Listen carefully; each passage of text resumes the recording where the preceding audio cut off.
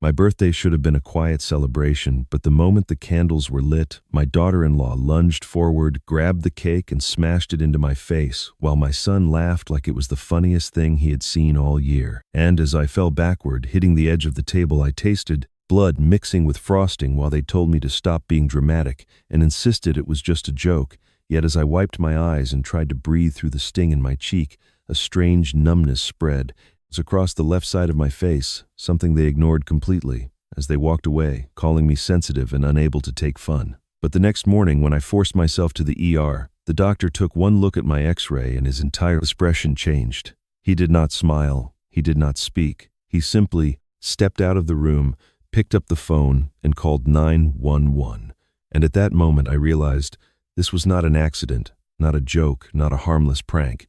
It was the result of something darker that had been festering inside my home long before the cake ever touched my skin. And if you stay with me through this story, you will see exactly what the doctor discovered, why the authorities reacted the way they did, and how the truth that emerged twisted every relationship in my family until the very people who mocked me at my own birthday ended up facing consequences they never imagined. And I promise you the ending of this story will leave you breathless, because humiliation was only the beginning and the real revenge had not even started yet. My name is Luther Grant. I am 65 years old, a retired bridge engineer who spent 4 decades designing structures meant to carry people safely from one side to another. My wife Margaret passed away 3 years ago, and since then, I have learned that some bridges are impossible to build, especially the ones that lead back to your own son. When the invitation arrived, I wanted to believe it was real. Vanessa had called me herself, her voice unusually warm, almost tender. "We're throwing you a birthday party, Dad. Daniel and I want to make it special." I replayed those words a dozen times that week, searching for sincerity the way a man searches for water in a desert. Maybe she had changed. Maybe 3 years of widowhood had softened her view of me. Maybe my son had finally spoken up. I ironed my best shirt that Saturday morning. The pale blue one Margaret always said brought out my eyes. I polished my shoes until they reflected the ceiling light. I stopped at the wine shop and picked out a bottle of Pinot Noir, something elegant but not too expensive, because I knew Vanessa would find a way to criticize either extreme. Standing in front of the mirror before leaving, I told myself this could be a turning point. I wanted so desperately to be wrong about her. The house was full of people I half-recognized, neighbors, friends of Vanessa's, a few colleagues of Daniel's from the office. Balloons hung from the ceiling. A banner stretched across the living room wall. "Happy 65th, Luther." For a moment, standing in the doorway with that bottle of wine in my hands, I felt something I had not felt in years. Hope. Vanessa greeted me with a wide smile and a hug that lasted exactly long enough for the guests to notice. "There's the birthday boy," she announced, her voice bright as a commercial. She took the wine from my hands, glanced at the label, and set it aside without comment. Then she leaned close to my ear, and the warmth evaporated. "You smell like an old man," she whispered. "Try not to embarrass us tonight." I said nothing. I had learned long ago that responding only made things worse. Throughout the evening, she performed beautifully for her audience. She laughed at the right moments, touched my shoulder when others were watching, and called me Dad with exaggerated affection. But whenever no one was looking, her mask slipped. "Don't eat too much. You'll look bloated in the photos. Just smile and stay quiet. That's all you're good for." Each whisper landed like a small knife between my ribs, precise and practiced. Daniel floated somewhere in the background, refilling drinks, avoiding eye contact with me. My own son, I kept hoping he would walk over, put a hand on my shoulder, say something, anything that acknowledged I was more than a prop at my own party. But he never did. When the cake came out, everyone gathered around the dining table. 65 candles blazed like a small fire. Vanessa stood beside me, one hand resting on my back in a gesture that looked supportive but felt like a warning. "Make a wish, Dad," she said loudly, and the room erupted in encouraging applause. I leaned forward, drew a breath, and closed my eyes. I wished for peace. I wished for my son to see the truth.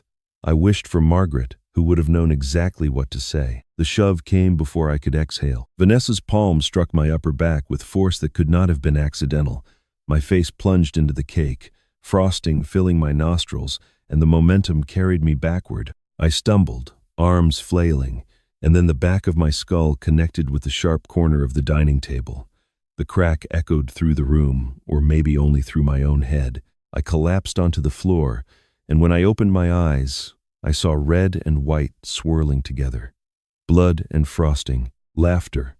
Someone was laughing. "Oh my God, Dad, you're so clumsy," Daniel said, his voice strained, his chuckle hollow. Vanessa covered her mouth, eyes wide with theatrical concern. "It was just a little joke. You're being too sensitive." The guests shifted uncomfortably, a few nervous giggles. Someone muttered something about getting napkins, but one face did not smile. Caroline Miller, my neighbor of 15 years and Margaret's oldest friend, stood frozen at the edge of the crowd. Her expression was not shock, it was recognition, the look of someone who had been waiting for a moment she had long predicted. I tried to sit up, but a strange numbness was spreading down my neck, creeping toward my shoulders. The room tilted, voices became distant. Something was very wrong. I do not remember how I got home. The night exists only in fragments, someone helping me to my feet, the cold air outside, headlights blurring into streaks of white, and then darkness. When I woke the next morning, I was lying on my bed still wearing the blue shirt Margaret had loved, now stained with dried frosting and something darker. The pain announced itself before I even opened my eyes. It pulsed through my skull in waves, each beat of my heart sending a fresh shock through my temple and down into my jaw. When I finally forced my eyelids apart, only one obeyed. The left side of my face had swollen so severely that the eye was nearly sealed shut, the flesh around it tight and hot to the touch. I raised a trembling hand to explore the damage and felt a ridge of crusted blood matted into my hair just above the ear. The room swam when I tried to sit up. I gripped the edge of the mattress and waited for the walls to stop tilting, breathing through my mouth because my nose felt packed with something solid. The mirror across the room reflected a stranger, half his face purple and misshapen, his good eye bloodshot and glassy, his lips cracked and pale. I looked like a man who had been beaten in an alley. In a way, I suppose I had been. My phone sat on the nightstand where I must have dropped it. The screen showed one notification, a text message from Daniel, sent at 7:14 that morning. "Vanessa says you should come clean the kitchen. You made a mess last night." I read it 3 times, waiting for the rest. An apology, a question about how I was feeling, a single word of concern, but there was nothing else, just an instruction relayed from his wife, as if I were hired help who had forgotten to finish a chore. I stared at those cold words until the screen dimmed, feeling something heavier than pain settle into my chest. This was my son, the boy I had taught to ride a bicycle, the young man whose college tuition I had paid by working overtime for 6 straight years, the only family I had left, and he could not even ask if I was alive. I set the phone face down and did not reply. The knock came just before 9. 3 firm raps, the kind that expected an answer. I shuffled to the door, one hand braced against the wall for balance, and pulled it open to find Caroline standing on my welcome mat with her purse already over her shoulder and her car keys in hand. She took one look at my face and inhaled sharply, but she did not gasp or look away. Instead, her jaw tightened with something that resembled anger. "Luther Grant," she said quietly. "Margaret would never want to see you like this." Hearing my wife's name after so many months of silence hit me harder than any blow. I opened my mouth to respond, but the words tangled somewhere in my throat. Caroline did not wait for an explanation. "We are going to the emergency room now. Do not argue with me." She stepped forward, took my elbow with surprising strength, and guided me toward her car as though she had done this before, as though she had been preparing to do this for a long time. The drive was a blur of pain and half-formed thoughts. I leaned my head against the cool window and watched the familiar streets of my neighborhood slide past without really seeing them. Caroline drove in focused silence for several minutes before speaking again. "Margaret worried about Vanessa," she said, her eyes fixed on the road. "More than she ever told you. Before she passed, she asked me to watch over you, made me promise." I turned my head, wincing at the effort. "Watch over me? Why would she?" A fresh wave of nausea cut my question short. I pressed my palm against my temple and concentrated on not vomiting in Caroline's car. She glanced at me with concern but did not push further. Some conversations I understood would have to wait until I could think clearly enough to hear them. The emergency room was bright and loud, and smelled of antiseptic. A nurse took one look at my face and fast-tracked me past the waiting area. Within 20 minutes, I was lying on a narrow bed behind a curtain while a technician positioned my head for x-rays. The machine hummed and clicked. Then I waited. Dr. Mason arrived with the images displayed on a tablet. He was a tall man in his mid-40s with steady hands and a calm demeanor, the kind of physician who had clearly delivered bad news many times before. But as he studied the x-ray, something shifted in his expression. His lips pressed together. The color drained slightly from his cheeks. He swiped to another image, then another, his frown deepening with each one. Without a word, he stepped out of the room. Through the gap in the curtain, I watched him walk to the nurse's station, pick up a phone, and begin dialing. When Dr. Mason returned, he was not alone. A nurse followed close behind, her expression carefully neutral in the way medical professionals learn to mask concern. He pulled a stool close to my bed and sat down, placing the tablet with my x-rays face up on his knee. For a long moment, he simply looked at me, not at my injuries, but at my eyes, as if measuring something invisible. "Mr. Grant," he began, his voice low and deliberate, "this was not a minor accident. You have a deep fracture in your left cheekbone, extending dangerously close to the infraorbital nerve, a few millimeters deeper, and you might have lost sensation in half your face permanently." He paused, letting the weight of the words settle. "But that is not what concerns me most." He turned the tablet toward me and pointed to a series of faint white lines scattered across the images like cracks in old plaster. "These are healed fractures. Here, along the orbital rim. Here, on your jaw. And here, near your temple. They are old months, maybe years. But they form a pattern, Mr. Grant. The kind of pattern I have seen before." My throat tightened. "I have had some falls," I said quickly. "I am not as steady as I used to be. Last winter I slipped on the ice, and once I tripped over a garden hose." "Mr. Grant." His voice was gentle but firm, cutting through my fumbled explanations like a scalpel. "These fractures are not consistent with accidental falls. The locations, the angles, the varying stages of healing, they suggest repeated trauma. Inflicted trauma," I wanted to argue. I wanted to explain that Vanessa could be difficult, but she was not violent. That last night was an isolated incident, that families sometimes had rough patches. But the words died in my mouth because somewhere deep beneath my denial, a quieter voice was asking why I had so many excuses memorized. Dr. Mason folded his hands on his lap. "Under the Elder Abuse Prevention Act, I am legally required to report suspected abuse to the authorities. This is not optional, and it is not a request. I have already made the call. A detective from the Adult Protective Services Unit is on her way." The room seemed to shrink around me. "That is not necessary," I said, my voice weaker than I intended. "It was just an accident. My daughter-in-law pushed me as a joke and I fell. It happens." He studied me with something between pity and resolve. "Mr. Grant, in my 20 years of emergency medicine, I have heard that exact sentence more times than I can count. It is almost never true." Before I could respond, the curtain parted and a woman stepped through. She was perhaps 50, with short gray-streaked hair and tired eyes that had clearly seen too much. She wore a plain blazer over a dark blouse, and a badge hung from a lanyard around her neck. There was no uniform, no intimidating presence, just a quiet authority that filled the small space without demanding attention. "Mr. Grant, I am Officer Linda Carver. I work with the Elder Abuse Investigation Unit." She pulled up a chair and sat down at an angle that felt conversational rather than confrontational. "Dr. Mason has briefed me on your injuries. I would like to ask you a few questions, if you are feeling up to it." I nodded, though every instinct screamed at me to refuse. She began with simple things: my name, my address, who I lived with, how I had arrived at the hospital.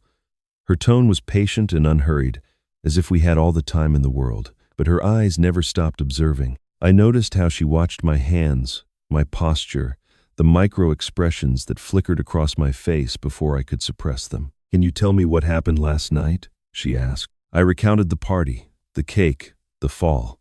I called it a joke gone wrong, an accident, a misunderstanding. Each time I mentioned Vanessa's name, my voice dropped without my permission. My fingers twitched against the hospital blanket. I could not meet Officer Carver's eyes. She noticed everything. "Your daughter-in-law," she said slowly. Vanessa, how would you describe your relationship with her? I hesitated too long. Fine, I said. We are fine. Linda tilted her head slightly. You flinched just now. When I said her name, I did not. You did. She leaned forward, her voice softening to something almost maternal. Mr. Grant, I have been doing this job for 18 years. I have seen what happens when people stay silent to protect the ones who hurt them. I have watched families bury secrets until those secrets bury them instead.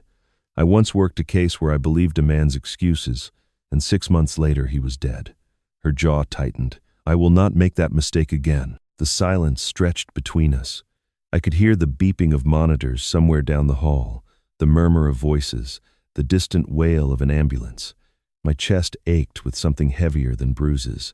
Linda leaned closer, her eyes searching mine. Mr. Grant, she asked softly, has this happened before? The question hung in the air between us, and something inside me finally cracked. Not the bone-deep fractures Dr. Mason had shown me on the screen, but something older.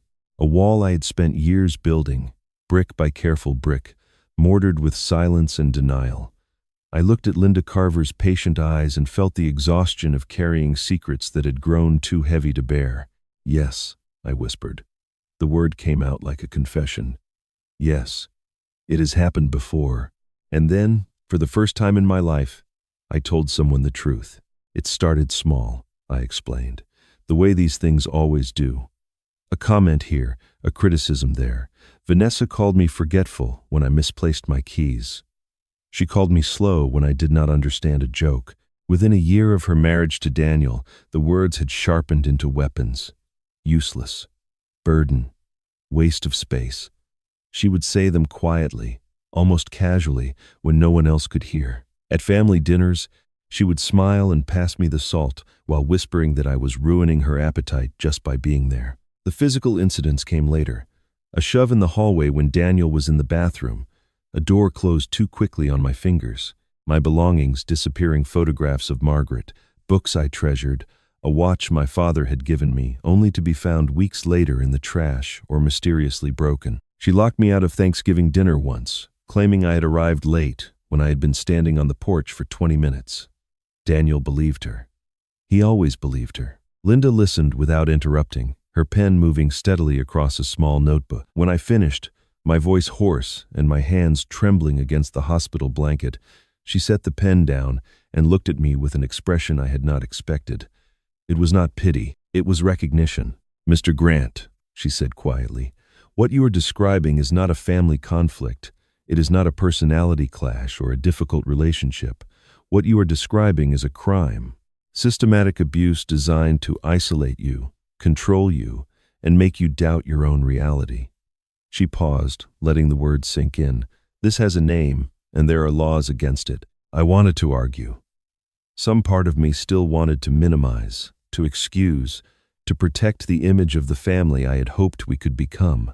But the evidence was there in black and white on the x-rays, written in the pattern of old fractures I had blamed on clumsiness and age. A soft knock interrupted us. Caroline appeared in the doorway, her face pale but determined. Linda excused herself to make a phone call, giving us a moment of privacy. Caroline pulled a chair close to my bed and sat down heavily, as if the weight of what she was about to say had been pressing on her for years. I saw you talking to the detective, she said. Good. It is past time. I shook my head weakly. Caroline, this is all getting out of hand. It was just a birthday party gone wrong. I do not want to cause trouble for Daniel. Daniel. She said his name like a verdict. Luther, I love that boy like a nephew. I watched him grow up, but he has been blind for years, and his blindness has cost you too much. She reached out and took my hand, her grip surprisingly strong.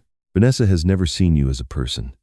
You are an obstacle to her, a source of money and property and nothing more. Margaret knew this. The mention of my wife's name made my chest tighten. Margaret never said anything to me. She did not want to burden you while she was sick. But she said plenty to me. Caroline's voice dropped. She tried to warn Daniel before she passed. She begged him to see what Vanessa really was, but he would not listen. Love made him deaf. So Margaret made me promise something. She made me swear that if anything ever happened to you, I would not stay silent. I would not let you disappear the way so many elderly people do, quietly and conveniently. I stared at her, processing the weight of her words. Margaret had seen the danger years ago. She had tried to protect me, even as the cancer was stealing her away. And I had been too blind, too loyal, too desperate to preserve the illusion of family harmony to see what was happening. Linda returned a few minutes later. She handed me a business card with the name of a victim's advocate and a 24-hour hotline number. "I am officially opening an investigation," she said. "In the meantime, I need you to stay away from Vanessa. No visits, no phone calls, no contact of any kind. If she reaches out to you, do not respond. Document everything and call me immediately." I nodded, feeling the strange vertigo of a man whose entire life had just been reclassified. I was not a clumsy old man prone to accidents. I was a victim. The words sat uneasily in my mind, sharp-edged and unfamiliar. After Linda left, Caroline helped me gather my few belongings. A nurse came by with discharge paperwork and instructions for managing my injuries. Through it all, my phone sat silent on the bedside table, and I was grateful for the quiet. Then, just as I was putting on my coat, the screen lit up. A text message from Vanessa. I should have ignored it. Linda had told me not to engage, but my hand moved on its own, reaching for the phone before I could stop myself. The message was short, only 12 words. "If you say one more word to the police, you will regret it." I stared at Vanessa's message until the screen dimmed and went dark. My hands were trembling, whether from pain or fear I could not tell. Caroline saw my expression and reached for the phone, but I pulled it away before she could read the words. "Some threats are too heavy to share." 2 days passed. The swelling in my face began to subside, though the bruises had deepened into shades of purple and green that made me look like a man who had lost a fight with the pavement. Linda called twice to check on me and remind me to avoid contact with Vanessa. I assured her I understood, but there was something I needed to do first. I had left things at Daniel's house. Small things, but irreplaceable. A box of Margaret's letters that I had been sorting through before the party. A framed photograph of our wedding day that I had brought to show my grandchildren. My reading glasses, my medication, my journal. Vanessa would throw them all away if I did not retrieve them. I knew her well enough to be certain of that. Caroline offered to drive me, but I refused. This was something I needed to face alone. I took a taxi across town, watching the familiar streets slide past with a strange sense of detachment. The neighborhood where Daniel and Vanessa lived was beautiful manicured lawns, expensive cars, houses designed to project success and stability. I used to feel proud when I visited. Now the perfection felt menacing, like the polished exterior of a trap. The taxi dropped me at the curb. I stood for a moment on the sidewalk, gathering my courage. The house looked exactly as it always did. White shutters, red brick, a welcome mat by the front door that had never welcomed me. I walked up the path slowly, each step sending a dull ache through my healing skull. Before I could ring the bell, the door swung open. Vanessa stood in the entrance with her arms crossed, her body filling the frame like a barricade. She was dressed impeccably as always, her hair styled, her makeup flawless. But her eyes were cold, and her smile was the kind that preceded cruelty. "You are not welcome here," she said, her voice flat and final. "You are destroying our family with your lies, and I will not let you spread any more poison in this house." I kept my voice steady. "I am not here to cause trouble. I just need to collect some of my belongings. Margaret's letters, the wedding photograph, my medication, your medication." She laughed, a short and bitter sound. "Convenient excuse. Did the police teach you to say that? Did they coach you on how to play the victim?" Behind her, in the dim hallway, I saw Daniel. My son stood several feet back, half hidden in shadow, his posture slumped and defeated. He was looking at the floor. When I tried to meet his eyes, he turned his head away, but I saw enough. His hands were shaking visibly at his sides. His eyes, in the brief moment they caught the light, were red-rimmed and hollow, the eyes of a man who had not slept in days. And on his wrists, just visible beneath the cuffs of his sleeves, I noticed faint bruises, dark marks in the shape of fingers, as if someone had gripped him far too tightly. My heart clenched. "Daniel," I said softly, trying to reach past Vanessa's blockade. "Son, are you all right?" He flinched at the sound of his name. Still, he did not look up. Vanessa stepped forward, forcing me to step back. Do not speak to him. He has nothing to say to you. None of us do. He is my son. He is my husband." Her voice turned to ice. "And if you keep making trouble, Luther, if you say one more word to the police or try to turn anyone else against me, you will never see your grandchildren again. I will make absolutely sure of it. You will be erased from their lives like you never existed." The threat hit me like a physical blow. My grandchildren, Emma and Jack, 5 and 7 years old. The only pure joy left in my life since Margaret passed. I had taught Emma to tie her shoes. I had read Jack his first chapter book, and now Vanessa was telling me I could lose them forever. I looked past her again, desperately seeking some sign of protest from Daniel. But he stood motionless, a statue of shame and silence. He would not defend me. He could not even look at me. Vanessa disappeared into the house and returned a moment later with a small cardboard box, which she shoved into my arms. I glanced inside. Margaret's letters were there, along with the photograph and my glasses. My medication was missing. "That is everything," she said curtly. "Now leave, and do not come back." The door slammed in my face before I could respond. I stood on the porch for a long moment, clutching the box against my chest, trying to process what had just happened. The grandson I had held at his christening was being used as a weapon against me. The son I had raised was too broken or too afraid to speak a single word in my defense. And somewhere behind those white shutters, a woman I had never truly understood was orchestrating it all. I turned and began walking down the path toward the street.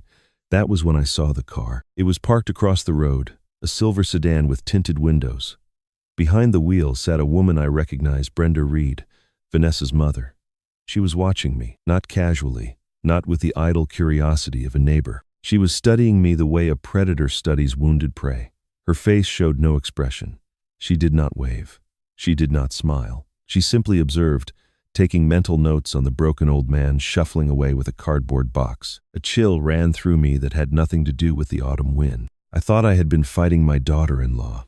I thought this was about one cruel woman and one weak son and one shattered birthday party. But standing there on that perfect suburban street, watching Brenda Reed watch me, I realized the truth. This was something much larger, and I was only beginning to see its shape. Caroline was waiting on her porch when the taxi brought me back.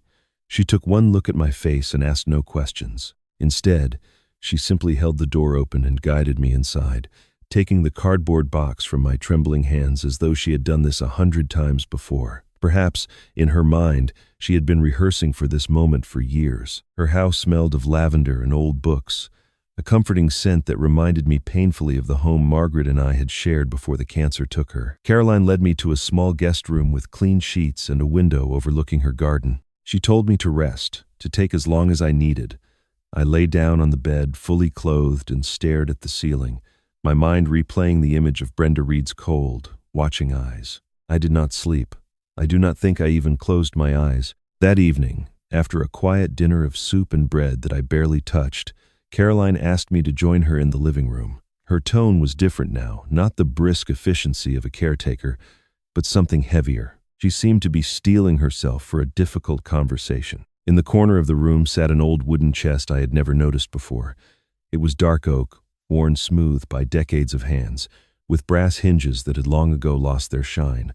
Caroline knelt before it slowly, her knees protesting the movement, and lifted the lid with the reverence of someone opening a sacred text. Inside was a thick leather journal, the kind with a strap that wrapped around to hold it closed.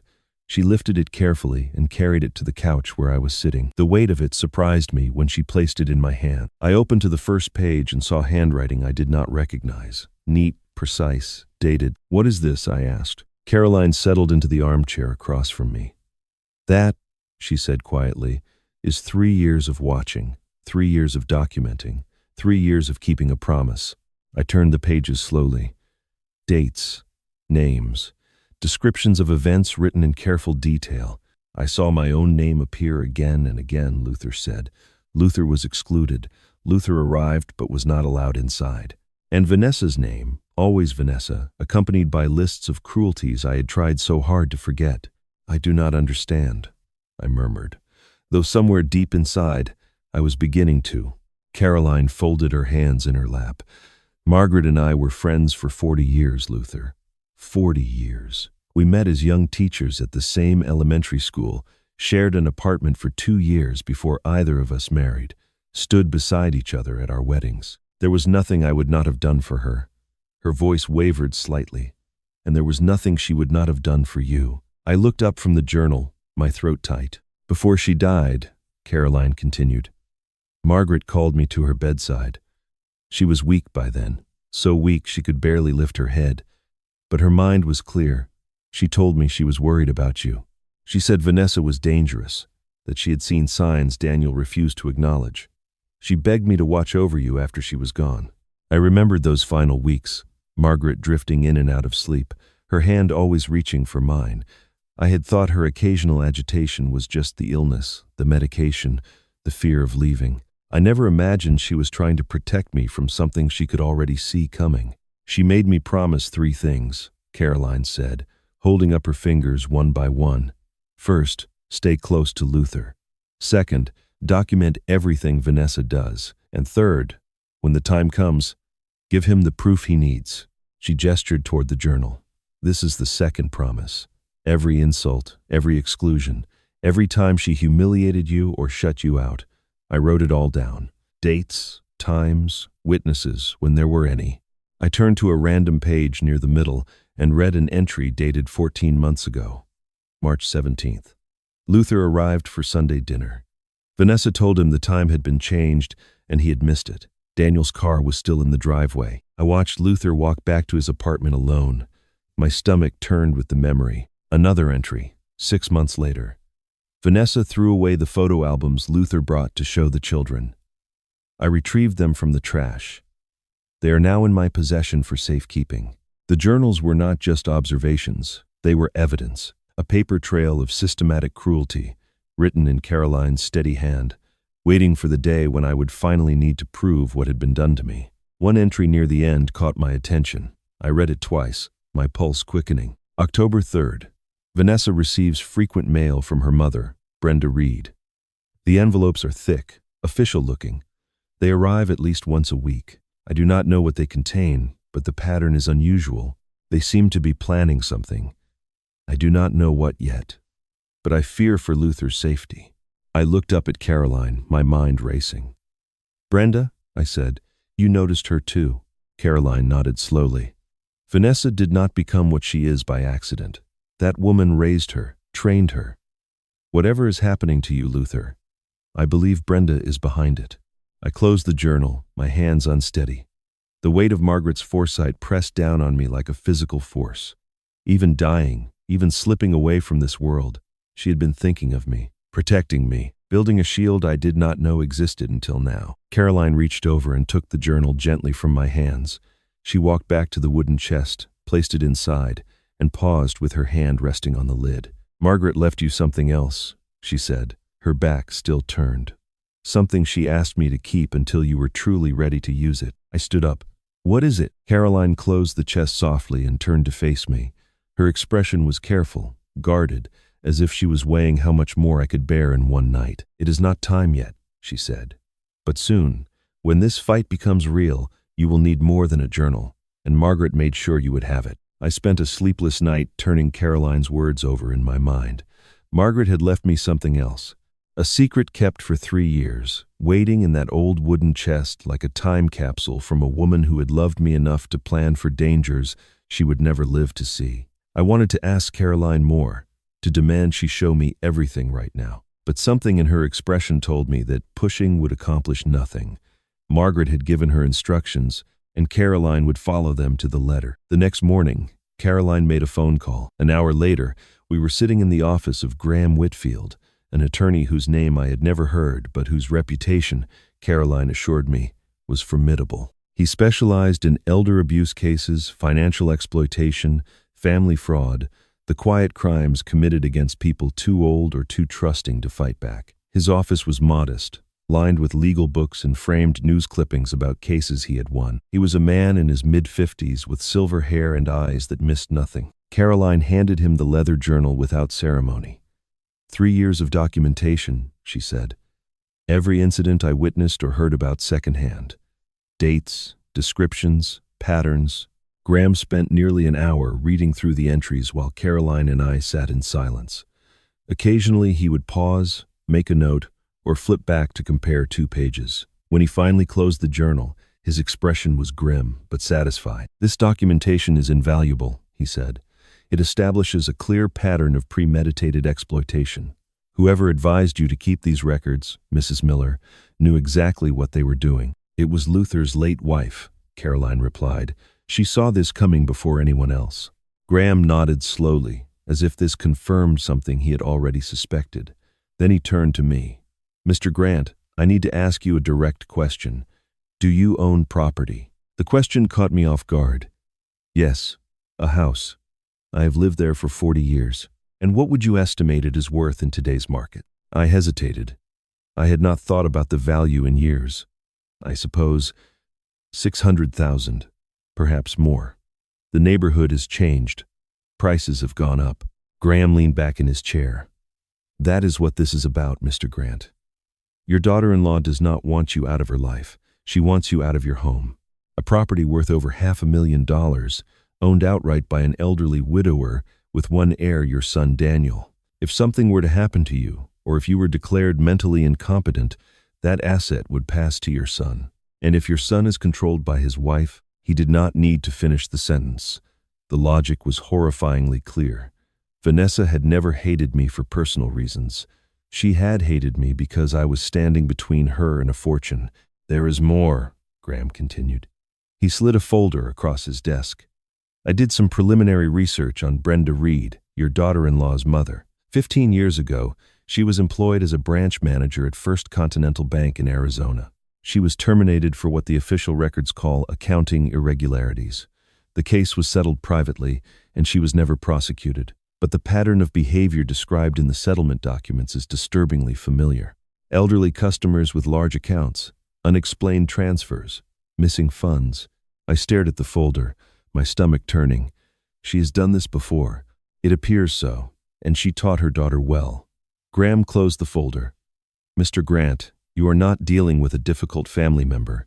You are dealing with a predator, possibly 2 of them, and they have been planning this for a very long time." The drive back to Caroline's house was quiet. I watched the streets pass without seeing them, my mind consumed by the enormity of what I had learned. 40 years of mortgage payments, of repairs and improvements, of building a home where Margaret and I had raised our son, all of it reduced to a target on a balance sheet. Vanessa did not see a family when she looked at me. She saw a number. That night, I could not sleep. I lay in the guest room staring at the ceiling, listening to the old house settle and creak around me. Just past midnight, my phone buzzed on the nightstand. The caller ID showed Daniel's name. I answered immediately, my heart pounding. "Daniel?" His voice was barely a whisper, shaking so badly I could hardly understand him.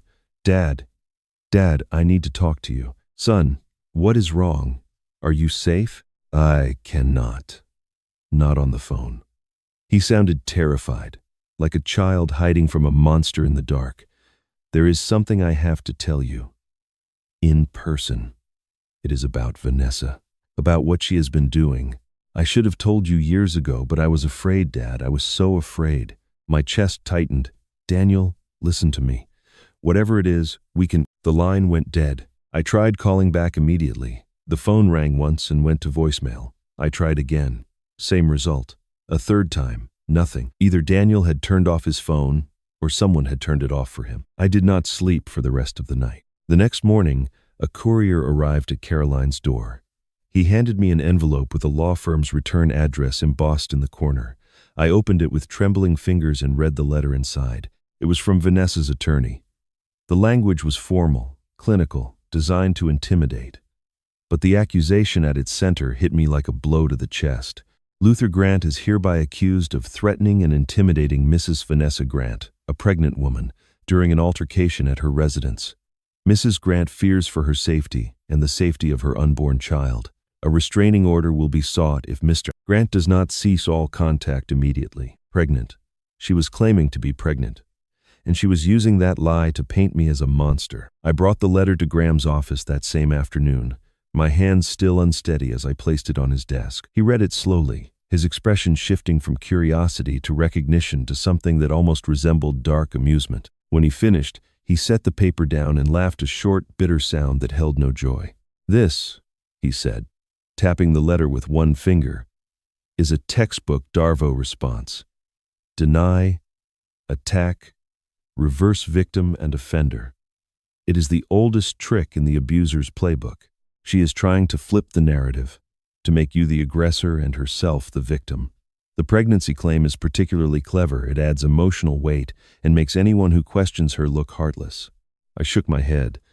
"But it is a lie. She cannot be pregnant. Daniel would have told me." "Would he?" Graham raised an eyebrow. "Your son has not been able to tell you much of anything from what you have described, and even if the pregnancy is real, which I strongly doubt, it does not change what she has done to you. This letter is designed to intimidate, to silence, to make you retreat. We are not going to let it work."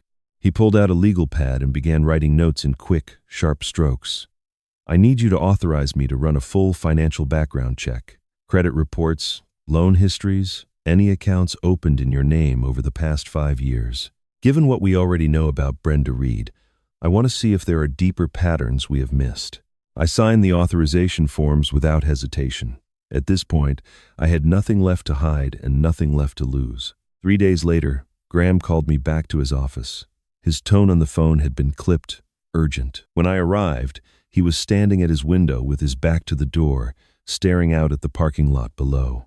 He did not turn around immediately. "Sit down, Mr. Grant," he said quietly. I sat. The chair felt harder than I remembered. Graham finally turned and placed a thick folder on the desk between us. I found something I was hoping I would not find.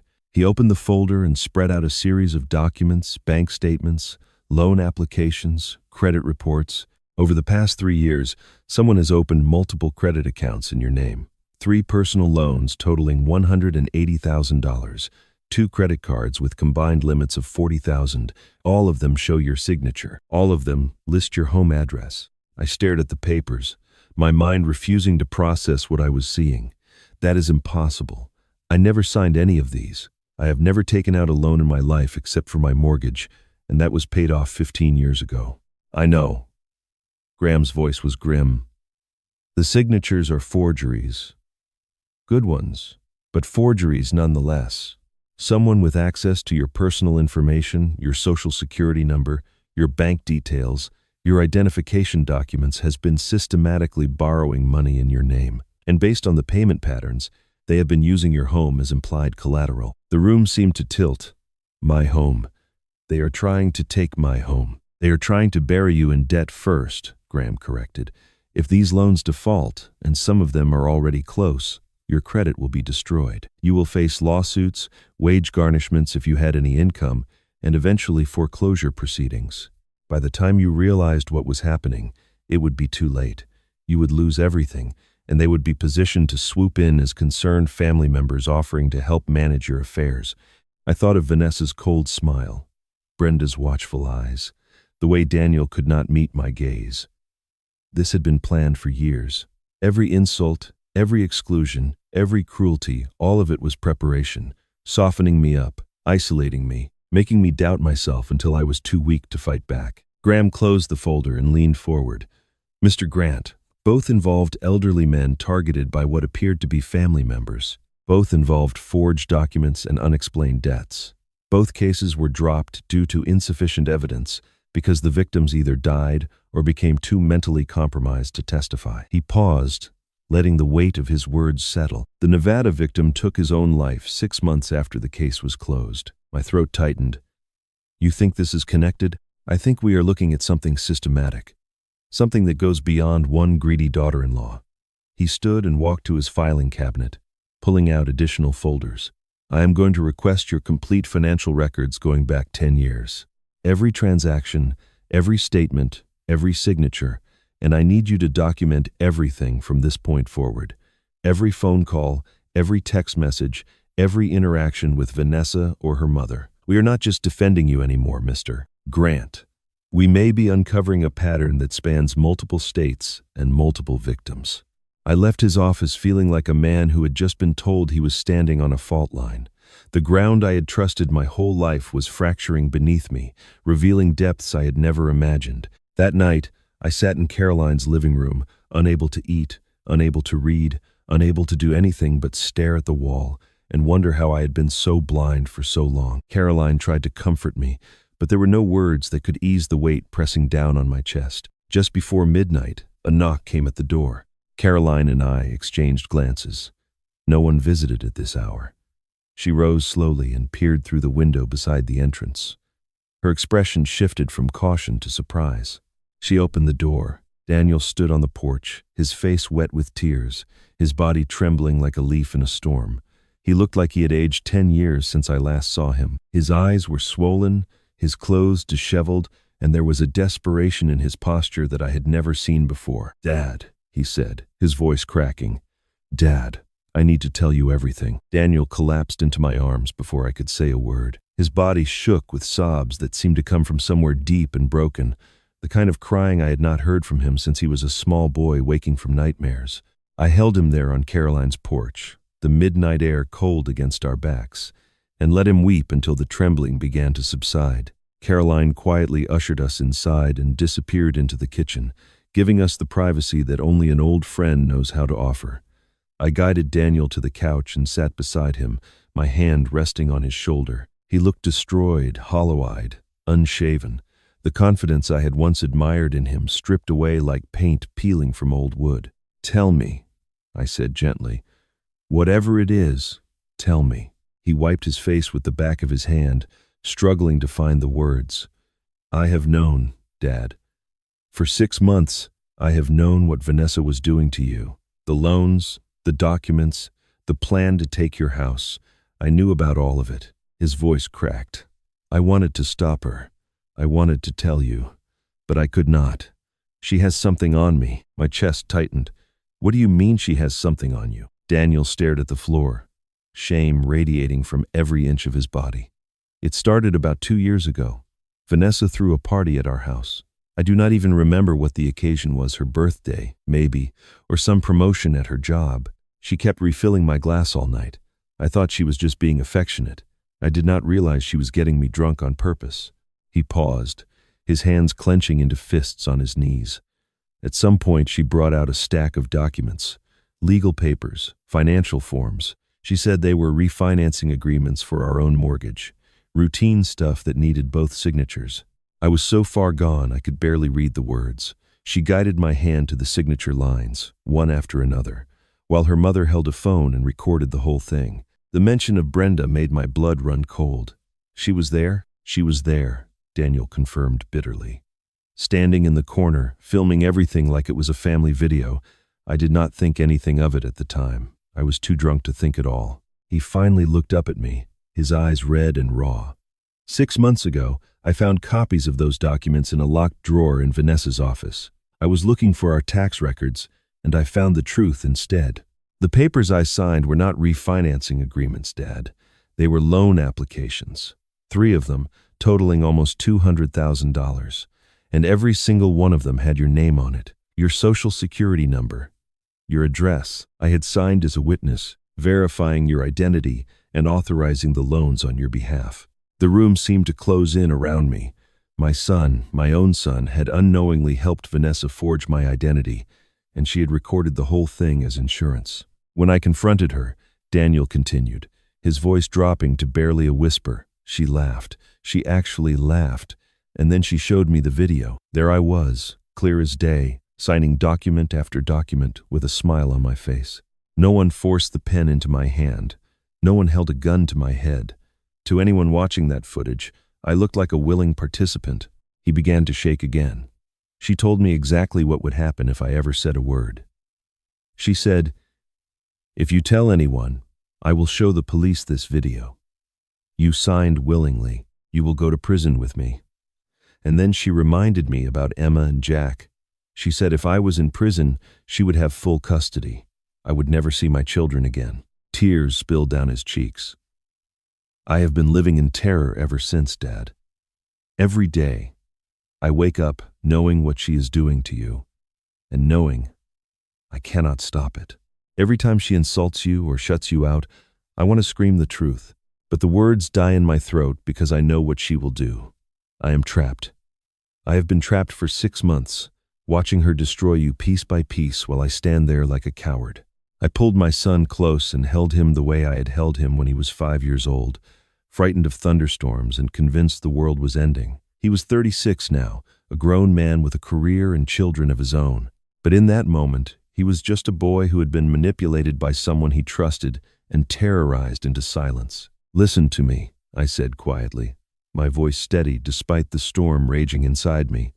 "You are not a criminal. You are a victim. Vanessa used you the same way she has been using me as a tool, a means to an end. She exploited your trust and your love and your fear. That does not make you guilty. That makes you another person she has hurt." Daniel shook his head. "But I signed those papers. My handwriting is on every page. How can anyone believe I did not know what I was doing?" "Because the truth has a way of surfacing," I said, "and because we are going to prove it, together. I am not going to let her destroy you, son. I am not going to let her destroy either of us." For a long moment, neither of us spoke. The clock on Caroline's mantel ticked softly, marking the passage of time that suddenly felt precious and fragile. Daniel's breathing gradually steadied. The trembling stopped. He pulled back slightly and looked at me with something I had not seen in his eyes for years. Hope. Then his expression shifted. A new weight settled over his features, as if he had just remembered something he had been trying to forget. "There is one more thing, Dad." He wiped his eyes and swallowed hard. "She is not really pregnant." The words hung in the air between us, impossible and yet somehow inevitable. I stared at my son, waiting for him to take them back, to explain that he had misspoken or misunderstood, but his expression held nothing but grim certainty. "What do you mean she is not pregnant?" I asked, my voice barely above a whisper. Daniel reached into his jacket pocket and pulled out a crumpled piece of paper. He unfolded it carefully and handed it to me.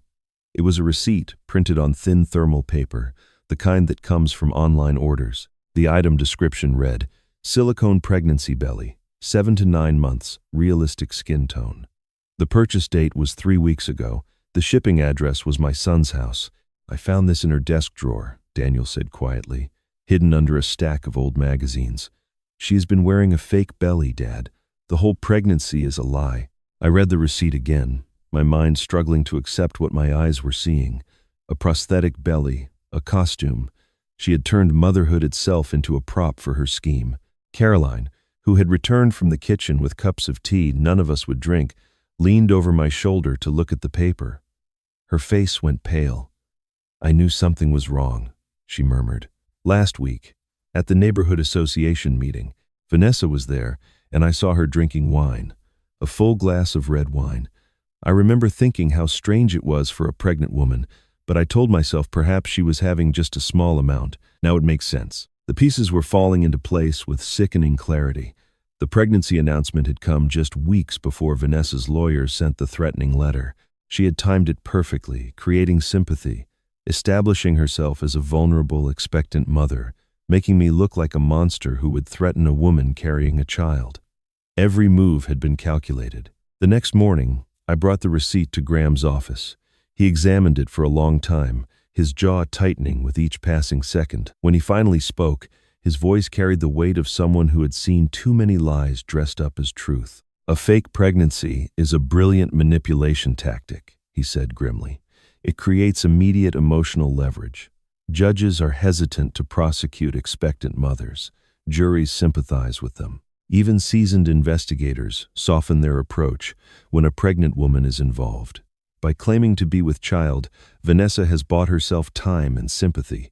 If we had pushed forward aggressively with our case, we would have looked like bullies attacking a vulnerable mother-to-be." He set the receipt down on his desk. "This is a delay tactic, pure and simple, and it is devastatingly effective. But now that we know the truth, we can use it against her. A woman who would fake a pregnancy to manipulate a legal proceeding is a woman capable of anything. This speaks directly to her character and her willingness to deceive." That afternoon, Officer Linda Carver called with news of her own. Her investigation into Brenda Reed had turned up something disturbing, a civil lawsuit filed 8 years ago in Arizona. An elderly man named Walter Simmons had accused Brenda of financial exploitation, claiming she had befriended him under false pretenses and systematically drained his savings over the course of 2 years. The case was withdrawn before it went to trial, Linda explained over the phone. Mr. Simmons claimed he could not find sufficient documentation to prove his allegations. The records suggest Brenda had access to his home and may have destroyed evidence. 2 years after the lawsuit was dropped, Walter Simmons died alone in a state-funded nursing facility. He had lost his house, his retirement accounts, everything. The official cause of death was heart failure, but the neighbors said he simply gave up. I closed my eyes, picturing a man I had never met, a man who had trusted the wrong person and paid for it with everything he had. That could have been me. That still might be me, if we did not stop Vanessa and her mother in time. There's no statute of limitations on patterns, Linda continued. I am coordinating with investigators in Arizona and Nevada now. If we can establish that Brenda has done this before, it strengthens our case enormously. These women are not amateurs, Mr. Grant. They are predators, and you may be the first victim who has survived long enough to fight back. That evening, Caroline and I sat in her living room, exhausted but unwilling to sleep. Daniel had returned home to avoid raising Vanessa's suspicions, promising to gather whatever additional evidence he could find. The house was quiet except for the ticking of the mantel clock and the occasional creak of old wooden beams settling in the cold. Then we heard it, a car door slamming, footsteps on the pavement, and a voice shrill, furious, unmistakable. I rose and walked to the window. Vanessa stood in the middle of the street, her face twisted with rage, her carefully maintained composure finally shattered. She was staring directly at Caroline's house, her hands balled into fists at her sides. The prosthetic belly was gone. She no longer bothered with the pretense.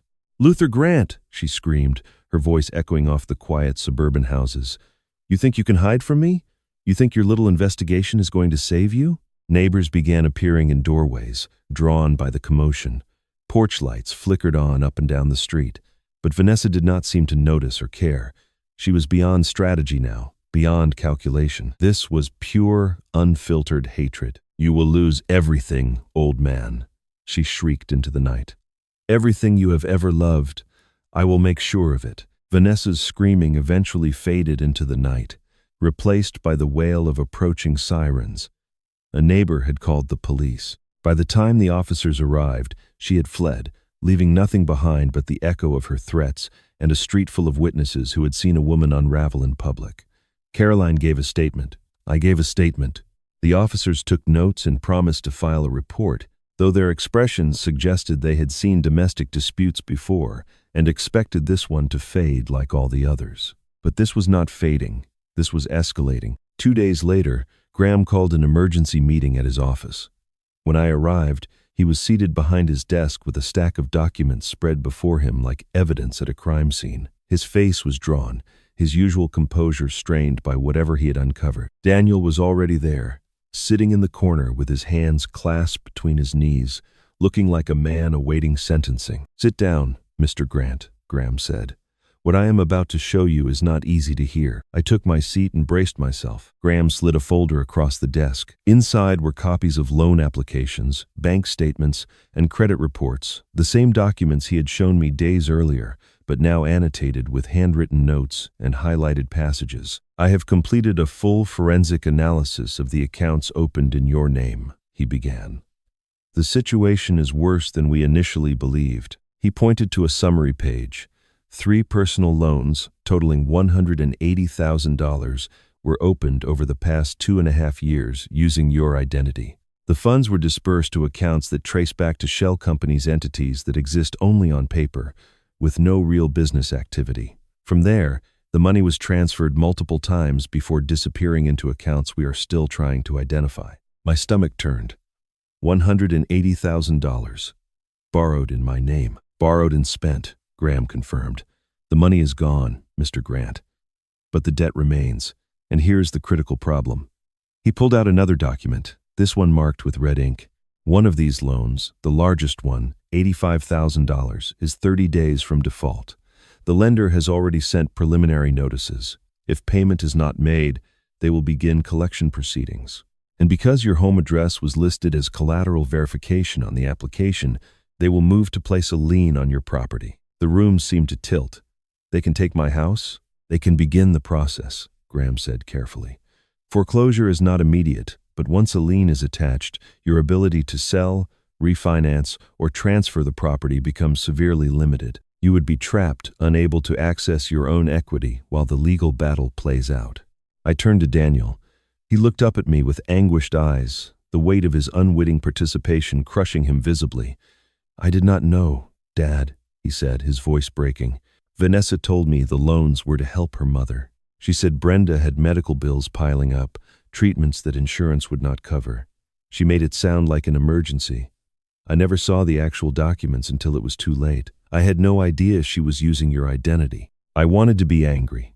Part of me was angry at Vanessa, at Brenda, at the years of manipulation that had brought us to this moment. But looking at my son's shattered expression, I could not direct that anger at him. He had been deceived by the woman he loved, trapped by his own trust. Graham continued, spreading out another set of papers. I have had a handwriting expert examine the signatures on these loan applications. The preliminary analysis is clear they do not match your authentic signature, Mr. Grant. The letter formations are different, the pressure inconsistent, the slant artificially mimicked. This is forgery, plain and simple. Hope flickered in my chest. Then we can prove it. We can show the loans are fraudulent.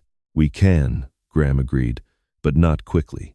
A formal handwriting analysis requires expert testimony, court certification, and cross-examination by opposing counsel. The process takes months. Months we may not have before that first loan defaults. He stood and walked to his window, his back to us for a moment. When he turned around, his expression had hardened with resolve. I am filing emergency motions today to freeze all accounts associated with these fraudulent loans. I am also initiating contact with federal authorities. The money crossed state lines. It was transferred through banks in Arizona, Nevada, and Colorado before vanishing. That makes this wire fraud, Mr. Grant, a federal crime carrying serious penalties. Daniel looked up sharply.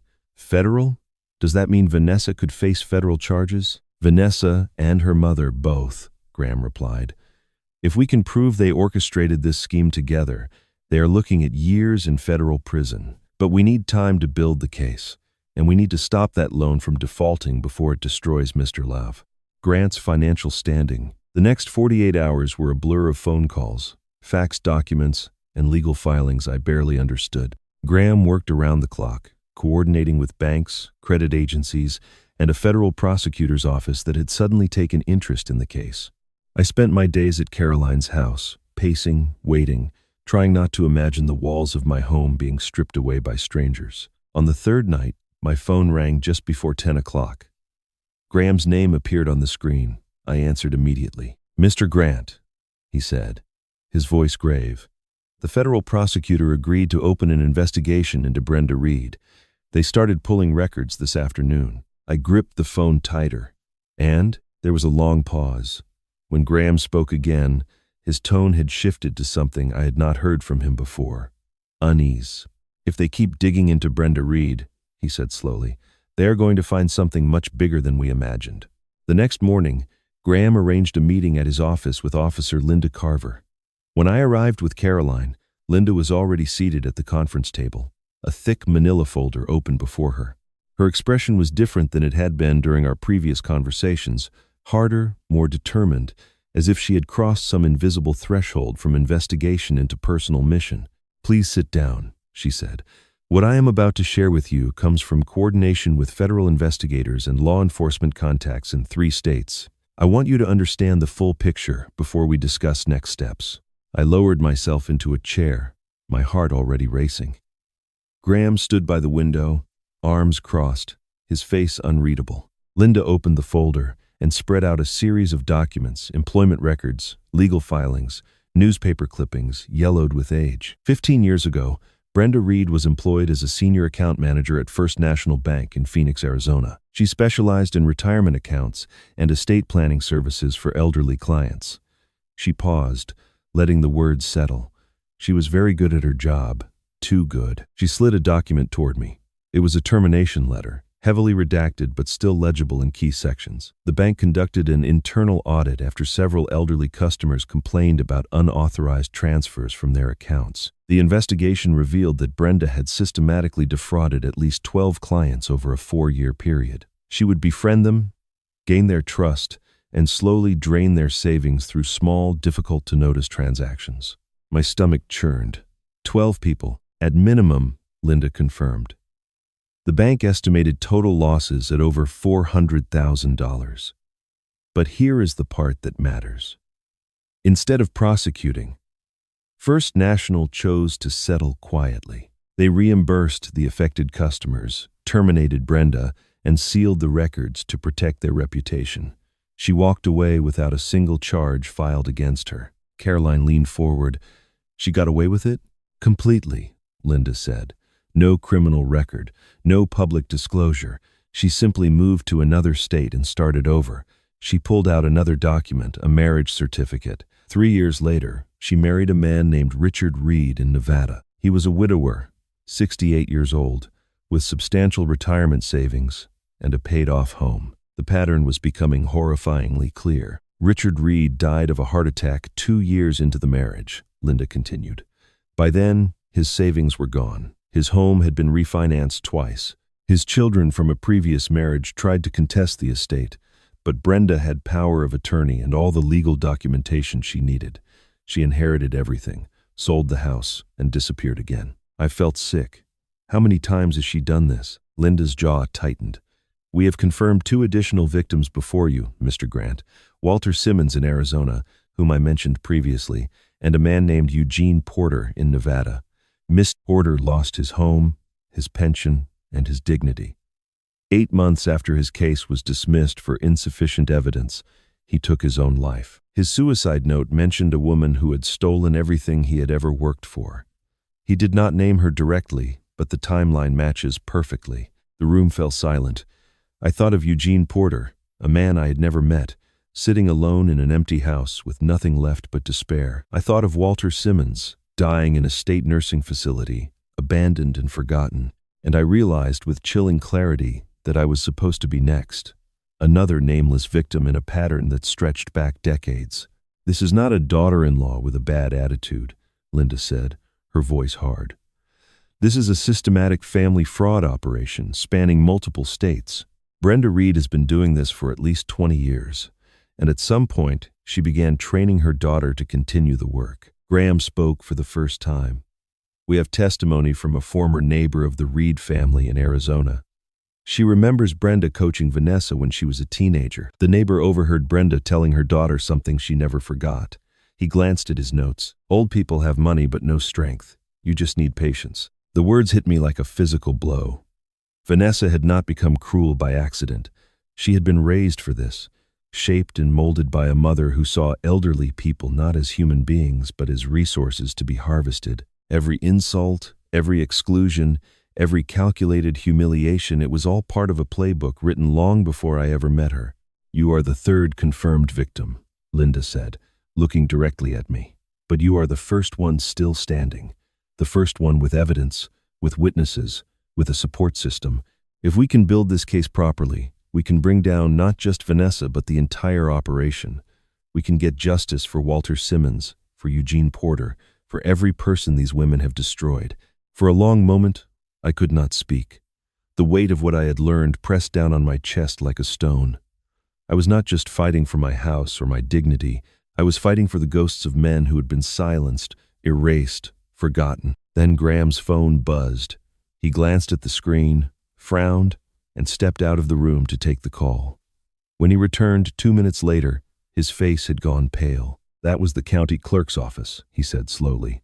Vanessa has just filed a petition for emergency guardianship over Luther Grant. My blood ran cold.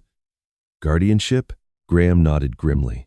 She is claiming you are mentally incompetent, unable to manage your own affairs, suffering from cognitive decline that makes you a danger to yourself and others. He set the phone down on the table. If the court grants her petition, she will have full legal control over your finances, your property, and your life.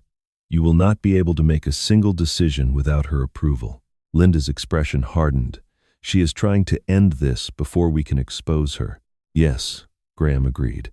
And if we do not act fast, she might succeed.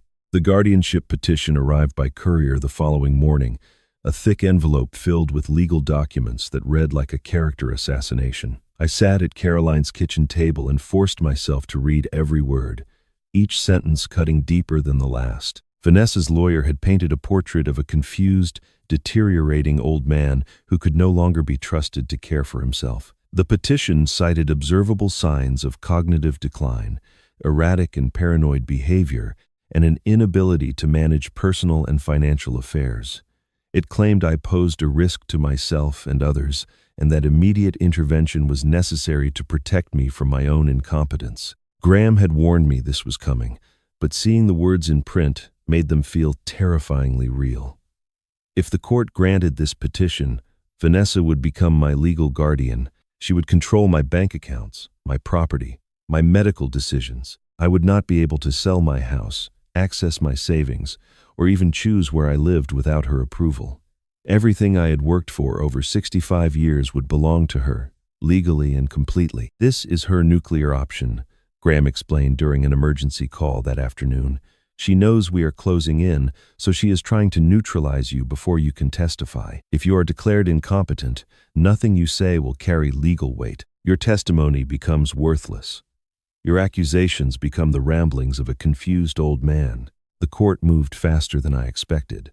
Within 48 hours, a judge had reviewed the petition and ordered a psychological evaluation to determine my mental competency. I was given the name and address of the evaluating psychologist, Dr. Eleanor Hayes, and an appointment time 3 days away. 3 days to prepare for the most important test of my life. I barely slept during those 3 days. Caroline tried to reassure me, reminding me that I was sharp, capable, fully in command of my faculties, but doubt crept in during the quiet hours of the night. What if the stress of everything I had endured had affected me more than I realized? What if Vanessa's lies contained a grain of truth I could not see? I was 65 years old. My wife was gone. My son had been turned against me. My life had been upended in ways I still struggled to comprehend. Was it possible that I was not as strong as I believed? The morning of the evaluation, I dressed carefully in a pressed shirt and clean trousers. I wanted to look like what I was, a retired professional, a man of discipline and order. Caroline drove me to the psychologist's office, a modest brick building on a quiet street lined with oak trees. She squeezed my hand before I stepped out of the car. "Margaret would be proud of you," she said. "Remember that." Dr. Eleanor Hayes was a woman in her early 50s with calm eyes and a manner that put me at ease despite my nerves. Her office was warm and uncluttered, filled with soft light from a large window overlooking a garden. She gestured to a comfortable chair and sat across from me with a notepad in her lap. "Mr. Grant," she began, "I want you to understand that this evaluation is not a test you can pass or fail. I am here to get an accurate picture of your cognitive function, your memory, your reasoning, your emotional stability. Just answer honestly, and we will proceed from there." For the next 90 minutes, she guided me through a series of exercises and questions. She asked me to remember lists of words and recall them later. She showed me patterns and asked me to identify what came next. She gave me simple math problems and logic puzzles, then gradually increased the difficulty. She asked me to draw a clock showing a specific time, to name the current president, to explain the difference between a bridge and a tunnel. Then she asked about my life. She wanted to know about my career as an engineer, the projects I had worked on, the challenges I had solved. I told her about the Riverside Bridge, a structure I had designed 30 years ago that still carried thousands of cars every day. I explained the mathematics of load distribution, the importance of accounting for wind shear and thermal expansion. She listened intently, occasionally making notes. She asked about my daily routines. I described my morning's coffee at 6, a walk around the neighborhood, breakfast while reading the newspaper. I explained how I managed my medications, my finances, my household. I told her about the journals I kept, the letters I wrote, the books I read. Finally, she asked about my current situation. I explained everything: Vanessa's abuse, the fraudulent loans, the threats, the investigation. I spoke clearly and calmly, laying out the facts in chronological order. When I finished, she studied me for a long moment. "Mr. Grant," she said, setting down her notepad, I have conducted hundreds of these evaluations over my career. I have seen genuine cognitive decline, and I have seen people falsely accused of it. You fall firmly into the second category." She paused, a faint smile crossing her face. "You are completely mentally competent. In fact, you demonstrate sharper cognitive function than many people half your age. Your memory is excellent, your reasoning is sound, and your understanding of your situation is remarkably clear." Relief flooded through me like warm water. I had to grip the arms of the chair to keep my hands from shaking. "I will submit my report to the court today," she continued. "In my professional opinion, there is no basis whatsoever for a guardianship. The petition should be dismissed." I thanked her more times than was probably appropriate and walked out of that office feeling lighter than I had in weeks. The sun was shining, the oak trees rustled in a gentle breeze. For the first time since my birthday, I allowed myself to believe that I might actually win this fight. That evening, as I sat in Caroline's living room, watching the shadows lengthen across the floor, my phone rang. Graham's name appeared on the screen. "Luther," he said, his voice carrying a weight I had not heard before. "There is something you need to see, something Margaret left for you." He paused. "It is time." Graham's words echoed in my mind as I set down the phone. Something Margaret left for me. Caroline had hinted at this weeks ago, standing by that old wooden chest with secrets in her eyes. Now, finally, the moment had arrived. Caroline was already moving toward the corner of the living room where the chest sat waiting. She knelt before it slowly, her hands trembling slightly as she lifted the lid. I watched her reach past the leather journal I had already seen and retrieve something from the very bottom, a sealed envelope, cream-colored and heavy, with my name written across the front in handwriting I would recognize anywhere. Margaret's handwriting. The elegant loops and careful curves that had filled decades of birthday cards, grocery lists, love notes tucked into my lunch pail. Seeing it now, 3 years after her death, felt like hearing her voice whisper across the distance between this world and whatever came next. Caroline placed the envelope in my hands. "She made me swear not to give this to you until you truly needed it," she said softly. She knew that day would come. She just hoped it would not. I turned the envelope over. On the back, in the same familiar script, was a date 3 weeks before Margaret had passed away. 3 weeks. She had been so weak by then, barely able to sit up in her hospital bed. And yet she had found the strength to write this, to seal it, to entrust it to her oldest friend with instructions that spanned beyond her own life. My hands trembled as I broke the seal. Inside was a single sheet of paper, folded neatly around something small and hard. I set the object aside for the moment and unfolded the letter, my vision already blurring with tears I could not stop. "My dearest Luther," she had written, "if you are reading this, then what I feared has finally happened. I am so sorry I am not there beside you. I wanted to be. I wanted to protect you myself. But the cancer had other plans, and all I could do was prepare. I had to pause and breathe. The words were so unmistakably her practical, even in emotion, loving, even in warning. I knew Vanessa was dangerous long before you did. I saw the way she looked at you when she thought no one was watching. I saw the contempt she hid behind her smiles. I tried to warn Daniel, but love made him blind. He could not see what was standing right in front of him, and I could not make him look. The letter continued on the other side of the page, the handwriting slightly shakier now, as if written during a moment of exhaustion. I did something I never told you about. I hired a private investigator to look into Vanessa and her mother. His name is Samuel Torres, and he is thorough. What he found terrified me, Luther. These women have done this before. They have destroyed lives, stolen everything from people who trusted them, and walked away without consequence. I could not let that happen to you. I reached for the small object that had been tucked inside the envelope. It was a USB drive, black and unassuming, the kind that could hold 1,000 documents or a single photograph. But I knew, even before reading the next lines, that this tiny piece of plastic contained something far more valuable. Everything Samuel discovered is on this drive. Investigation reports on 2 men these women targeted before you. Bank records showing Brenda's suspicious transactions, witness statements from neighbors and former colleagues in Arizona, and a signed affidavit from Samuel himself, certifying the authenticity of everything he gathered. I stared at the drive in my palm, scarcely able to comprehend what I was holding. Margaret had built a case file from her deathbed. While the cancer was stealing her breath, she had been assembling weapons for a battle she knew I would one day have to fight. Use this to protect yourself, my love, and if you can, use it to help the others they have hurt. No one should suffer what those men suffered. No one should die alone and forgotten because of women like Vanessa and Brenda." The final lines of the letter were written in a steadier hand, as if Margaret had summoned the last of her strength to make them clear. "I have loved you for 41 years, Luther Grant. I loved you when we were young and foolish. I loved you when we built our home together. I loved you through every ordinary day and every extraordinary one. And I love you still, even now, even from wherever I am. Never forget that. Never let them make you forget." She had signed it simply, "Yours forever, Margaret." I sat motionless for a long time, the letter pressed against my chest, tears streaming freely down my face. Caroline did not speak. She did not need to. Some moments are too sacred for words. Margaret had seen the storm coming years before I ever felt the first drop of rain. She had watched Vanessa with clear eyes while the rest of us remained blind, and when she realized she would not live to stand beside me, she had done the only thing she could. She had left me a map, a shield, and a sword. "Thank you, Margaret," I whispered into the empty room, my voice breaking. "You never stopped protecting me." The USB drive changed everything.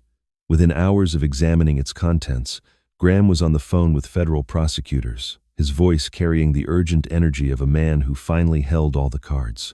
Margaret's private investigator had been thorough beyond anything I could have imagined. The files contained detailed reports on Walter Simmons and Eugene Porter, the two men Brenda had destroyed before setting her sights on me.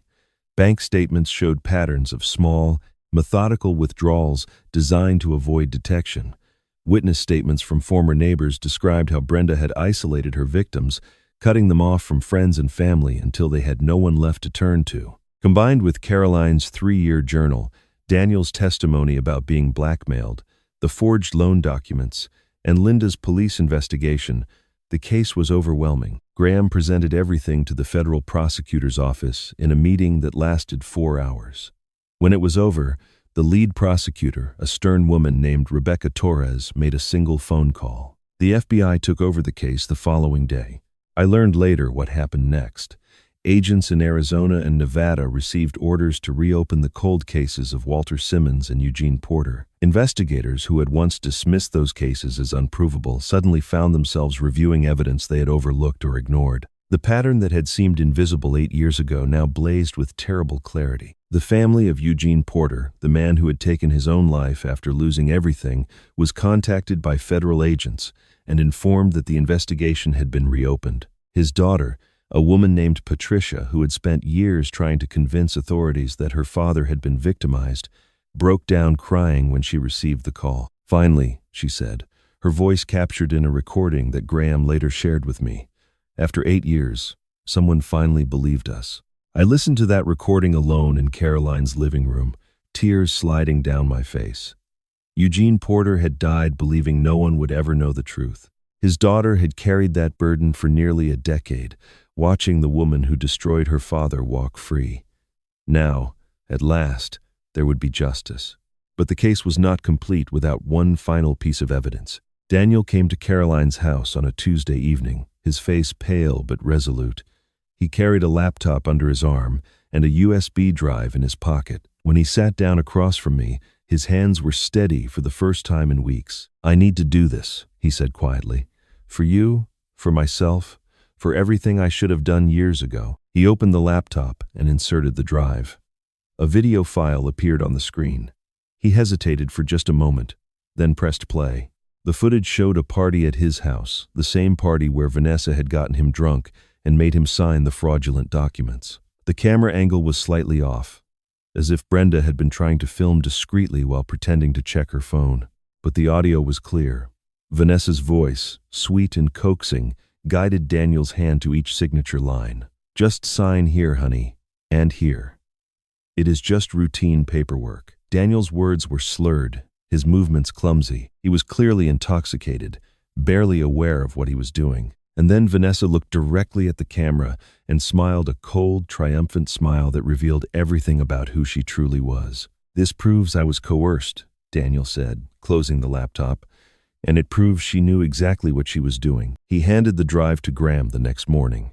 By doing so, He was risking everything, his freedom, his reputation, his future. But he was also finally standing up, finally choosing truth over fear. The arrest came 3 days later. Federal agents descended on Vanessa's house at 6 in the morning, catching her still in her bathrobe. She screamed obscenities as they read her rights, insisting this was all a misunderstanding, threatening lawsuits and revenge. The agents were unmoved. The handcuffs clicked shut around her wrists, with a sound I imagined echoing through the quiet suburban street. Brenda was arrested simultaneously at her apartment across town. Unlike her daughter, she did not scream. She ran. A 60-year-old woman sprinting across her front lawn in bedroom slippers, desperately trying to reach her car. She made it 6 steps before an agent tackled her onto the grass. The neighbors watched from their windows as she was hauled to her feet and placed in the back of a federal vehicle. I was not there for either arrest, but Graham described every detail to me later, and I found myself savoring each one, not with cruelty, but with the quiet satisfaction of a man who had been pushed to the edge and refused to fall. 2 weeks later, the court made its announcement. The case had drawn significant media attention, and the judge decided it warranted a public trial. The case of Grant versus Reed, the official statement read, will be heard before the entire state. The courtroom was packed on the first day of the trial. Journalists filled the back rows, their notebooks open and pens ready. Families of the previous victims sat behind the prosecution table, their faces drawn with years of grief and unanswered questions. I took my seat beside Graham, my heart pounding with a mixture of anticipation and fear. 3 months of preparation had led to this moment. Vanessa was led in wearing an orange jumpsuit, her wrists shackled in front of her. She scanned the room with cold eyes, and when her gaze found mine, she smirked that same confident, dismissive expression I had endured for years. She still believed she could manipulate her way out of this. She still thought she was the smartest person in the room. The prosecutor, Rebecca Torres, rose and began reading the charges. Elder abuse, financial fraud, identity theft, forgery, coercion, conspiracy to commit wire fraud across state lines. With each word, Vanessa's smirk faltered. By the time Torres finished, her face had gone pale. Graham presented the evidence methodically, building his case like the engineer I had once been, each piece connecting to the next, each fact reinforcing the ones before. Caroline's journal, Margaret's investigation files, the forged loan documents with their mismatched signatures, Daniel's video showing Vanessa coercing him while intoxicated, the testimony of bank officials, handwriting experts, and federal investigators. The pattern was undeniable. The truth was overwhelming. But the moment I will never forget came when Linda Carver took the stand. She sat straight-backed and composed, her voice steady as she described her investigation. Then the prosecutor asked why this case mattered so much to her personally. Linda was silent for a long moment before answering. "Years ago, I worked a case involving an elderly man named Arthur," she said quietly. "He came to me with bruises on his arms and fear in his eyes. He told me his caregiver was hurting him. I believed him, but I did not push hard enough. I let the case slip through the cracks. 6 months later, Arthur died alone in a hospital bed. His injuries had never healed." Her voice wavered. "I swore that day I would never let that happen again. I would never let another victim be silenced." She looked directly at me. Today, I kept that promise. The trial lasted 2 weeks. When the jury returned with their verdict, the courtroom fell absolutely silent. Vanessa was found guilty on all counts, 12 years in federal prison. Brenda received 18 years, the enhanced sentence, a consequence of Eugene Porter's suicide being ruled a direct result of her fraud. For the first time since her arrest, Brenda showed emotion. She wept as the bailiffs led her away. The families of Walter Simmons and Eugene Porter received restitution from the seized assets. Patricia Porter, Eugene's daughter, embraced me outside the courthouse afterward. "Thank you," she whispered. "Thank you for not giving up." 6 months later, I sold the house where Margaret and I had raised our son. It held too many memories, some beautiful, many painful. I needed to start fresh in a place untouched by Vanessa's cruelty. Margaret had already chosen that place for me. Hidden in her files was a deed to a small piece of land in Montana, 10 acres of meadow and forest at the base of a mountain range. She had purchased it secretly 5 years before her death, intending it as a retirement gift for both of us. She never got the chance to tell me. Now, standing on that land for the first time, I understood why she had chosen it. The silence was profound. The air was clean. The mountains rose in the distance like sentinels guarding a sanctuary. Daniel came with me. He quit his job in the city and dedicated himself to repairing the old farmhouse that sat on the property. He learned carpentry from library books and YouTube videos, his hands growing calloused and capable. We worked side by side most days, speaking little but understanding much. The relationship we had lost was slowly being rebuilt, not through grand gestures, but through shared labor and honest conversations over dinner. Caroline visited in autumn, when the fields had turned golden and the aspens blazed with color. We walked together at sunset, talking about Margaret, about forgiveness, about the strange and winding paths that life sometimes takes. There was warmth between us, not romance, but something equally precious. Understanding, companionship, the comfort of being truly known. On my 66th birthday, I stood alone on the porch of my new home. The mountains glowed pink and orange in the fading light. The air smelled of pine and wood smoke. Somewhere behind me, Daniel was preparing dinner, the clatter of pots and pans drifting through the open window. I looked up at the sky, where the first stars were beginning to appear, and I whispered the words I had been carrying in my heart for months. I made it, Margaret. I am finally free. The wind stirred the grass, soft and gentle, almost like an answer, and my story was only beginning in a place where no one could ever hurt me again. That was my story. A story about trust and betrayal, about the quiet cruelties that happen behind closed doors, and about the strength it takes to stand up when everyone expects you to stay silent. For years, I believed that enduring abuse was the price of keeping my family together. I told myself that swallowing my dignity was easier than causing conflict. I convinced myself that my son would eventually see the truth on his own. I was wrong about all of it. What I learned through this journey is that silence does not preserve peace. It only gives predators permission to continue. Vanessa and Brenda counted on my silence. They built their entire scheme around the assumption that I would be too proud, too ashamed, or too exhausted to fight back. They believed that an old man with a broken heart would simply fade away, taking their secrets to the grave. But I did not fade. I found my voice. And with the help of people who refused to look away, Caroline, who kept her promise to my wife, Graham, who fights for those the world forgets, Linda, who carried the weight of past failures and turned them into fuel for justice, and Daniel, who finally broke free from the woman who had imprisoned him, I survived. If you are watching this and you recognize something familiar in my story, please know that you are not alone. Elder abuse happens in millions of homes across this country. It happens to people who are loved and people who are forgotten. It happens in wealthy families and poor ones, in cities and small towns, and it thrives in silence. Do not be silent. If you know someone who might be suffering, reach out. If you are suffering yourself, speak up. There are people who will believe you. There are laws designed to protect you. There is hope, even when the darkness feels complete. I would love to hear from you. Share your thoughts in the comments below. Tell me where you are watching from tonight. And if this story moved you, share it with someone who needs to hear it. Your voice might be the one that saves a life. Thank you for listening. Thank you for caring. And remember, it is never too late to begin again.